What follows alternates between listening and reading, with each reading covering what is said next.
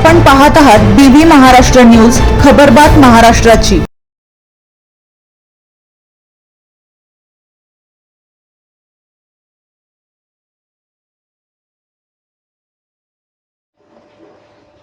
घाटनांदूरमध्ये भररस्त्यात तीक्ष्ण हत्याराने वार करून तरुणाची हत्या, अंबाजोगाई हादरले।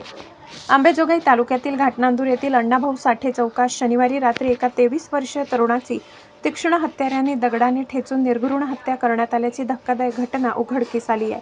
ज्ञानेश्वर वाकडे वय 23 राहणार पट्टी वडगाव असे या मृत तरुणाचे नाव असून या जीवघेण्या हल्ल्यात त्याचा मित्र गंभीर जखमी झालाय।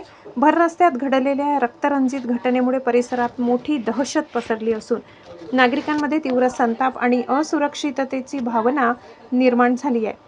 सूत्रांनी दिलेल्या प्राथमिक माहितीनुसार शनिवारी रात्री ज्ञानेश्वर वाकडे हा आपल्या मित्रांसोबत दुचाकीवरून घाटनांदूर येथे पट्टी वडगाव या आपल्या गावाकडे जाण्यासाठी निघाला होता।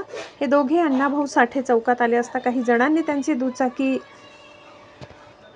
अचानक अडवली। काही समजण्याच्या आत हल्लेखोरांनी ज्ञानेश्वर आणि त्याच्या मित्रावर तीक्ष्ण हत्यारे, दगड आणि विटांनी अमानुष हल्ला चढवला।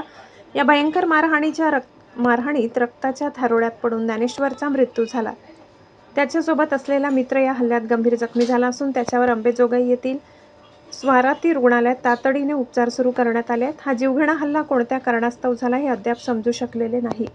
कायदा आणि सुव्यवस्थेचे धिंडवडे काढणाऱ्या या घटनेने सर्वसामान्य नागरिकांच्या सुरक्षेचा प्रश्न पुन्हा एकदा ऐरणीवर आलाय। या भीषण घटनेनंतर मयत ज्ञानेश्वरचे संतप्त आणि दुःखी नातेवाईक तक्रार देण्यासाठी अंबाजोगाई ग्रामीण पोलीस ठाण्यात बसून आहेत। अद्याप या प्रकरणी अधिकृतपणे गुन्हा दाखल झालेला नसून अंबाजोगाई ग्रामीण पोलीस पुढील तपास करत आहेत। पोलीस तपासानंतरच अधिकृत माहिती समजू शकणार आहे। बीबी न्यूज महाराष्ट्रासाठी विभागीय संपादक महेंद्र गोदाम।